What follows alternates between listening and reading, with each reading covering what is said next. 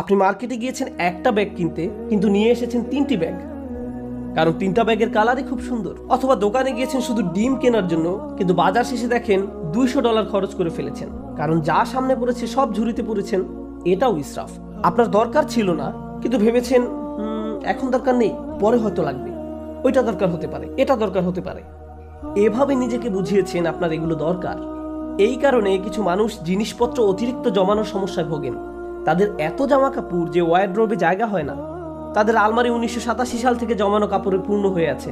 মানুষ এভাবে অপ্রয়োজনীয় জিনিসপত্র সংগ্রহ করে রাখে, যেটা আসলে সে ব্যবহার করে না, কাজে লাগায় না।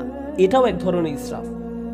আপনি বাসায় গেলে নিজেই বলতে পারবেন জিনিসপত্র জমিয়ে রাখার সমস্যায় ভুগছেন কিনা। যদি দেখেন এখানে সেখানে ছোটখাটো জিনিসপত্র পড়ে আছে, বুঝতে পারছেন না কোথায় রাখবেন, জানেনও না এটা আসলে কোন কাজে লাগে, মনে মনে ভাবেন এটা আসলে কি কাজে লাগে, এরকম যদি অনেক থাকে, সম্ভবত আপনি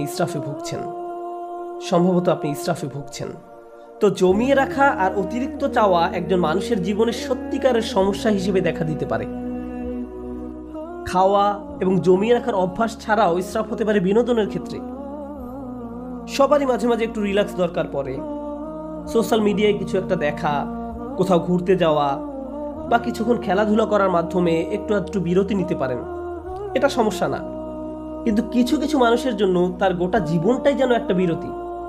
ঘুম থেকে উঠেই বিনোদন করা শুরু করে, ঘুমোতে যাওয়ার সময়ও বিনোদন করে, একটার পর একটা জিনিস ক্লিক করতে থাকে, এভাবে ঘন্টার পর ঘন্টা পার হয়ে যায়। এটাও এক ধরনের ইসরাফ। কারোর সাথে বসবাস করা ঠিক আছে, কিন্তু হোয়াটসঅ্যাপে যদি আপনার বসবাস হয়ে থাকে তাহলে সেটা তো সমস্যা। সুতরাং সবকিছুর একটা ভারসাম্য যেমন আছে, ঠিক তেমনি অতিরিক্ত করে ফেলার ঝুঁকিও আছে। আর কোনো কিছুতে অতিরিক্ত ডুবে থাকা আসলেই সমস্যাজনক। আল্লাহ আযজা জাল্লা এক জায়গায় সবচেয়ে কম ধমকের সুরে বলছেন, ইন্নাল্লাহা লা ইউহিব্বুল মুসরিফিন। নিশ্চয়ই যারা সীমা অতিরিক্ত করে আল্লাহ তাদের ভালোবাসেন না। কিন্তু ইসরাফ বিষয়ক যে আয়াতটি আমি আপনাদের সাথে শেয়ার করতে চাই, সূরা ইউনুসের আয়াত। আমি খুতবার শুরুতে আয়াতটি তেলাওয়াত করেছিলাম। বক্তব্য চলাকালে অন্যান্য ইসরাফ সম্পর্কেও আলোকপাত করব ইনশাআল্লাহ।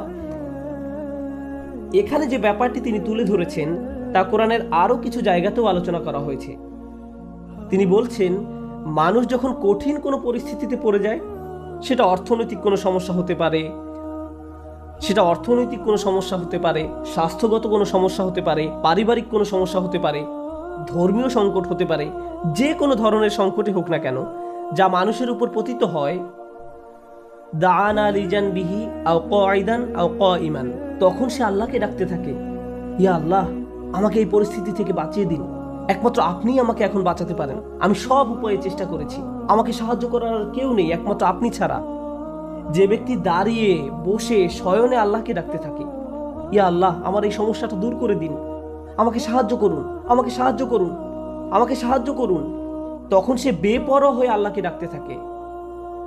ফালাম্মা কাশাফনা আনহু দুররাহ, তারপর যখন আমি তার সেই কষ্ট দূর করে দেই, মাররান কাআল্লাম ইয়াদউনা, তখন সে এমনভাবে চলতে থাকে মনে হয় যেন তাকে কোনো দুঃখ কষ্ট স্পর্শ করার কারণে সে আমাকে ডাকেইনি। তাহলে দেখা যাচ্ছে, যখন আপনি কোনো সমস্যায় পতিত হন তখন বেপরোয়া হয়ে আল্লাহকে ডাকতে থাকেন, কিন্তু আল্লাহ তাআলা যখন সমস্যাটি সমাধান করে দেন তখন পূর্বাবস্থায় ফিরে যান। তখন আমরা এমন আচরণ করি মনে হয় যেন আমরা আল্লাহর নিকট কোনো প্রার্থনা করিনি, আমাদের চোখ থেকে অশ্রু নির্গত হয়নি।